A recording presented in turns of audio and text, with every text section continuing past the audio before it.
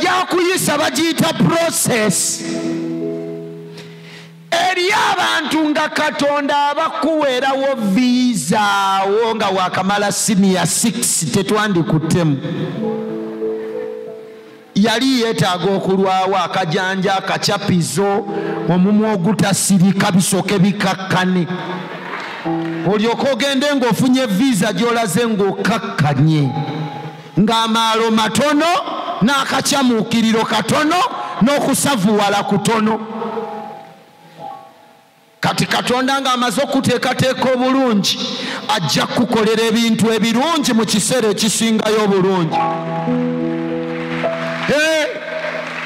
Eri abantu nga Katonda abakukwasaako musajja ng'okyali awo mu 22. Mama wandibaddeko mu mawulire.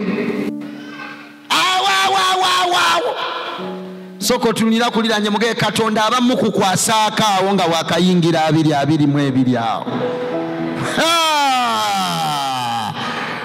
Akajanja akachapiza amalala ebyebbeeyi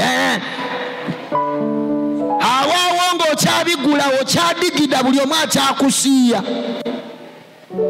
Naye Katonda asooka n'akukakkanyamuuko n'osooka obigula by'obigula ne biggwayo n'akugaa nze nakutonda mu butuukirivu. N'oyambala n'otonya by'otonya ne biggwayo n'agaa nze Katonda gabirira okwambaza. Nomala n'oyambala ekifaananyi ky'obwamaama n'alyoka aleeta gw'aleese ng'agwanidde okutwala omuntu afaanana nga ggwe. Eri abantu abamu ng'okudda engulu kyali kyetaaga okumenya omutima. Waba butagumenyamu naawe wali mukalubo muzibu ng'oyinza okumenya omulala ate ye n'omumenya bubi.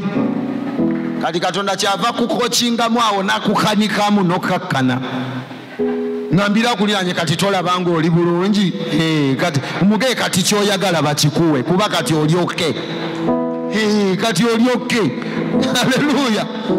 Kati Katonda bwaleeta abaana ba Misiri abaleeta mu ddungu, eddungu lyali ly'essuuli. Haleluya.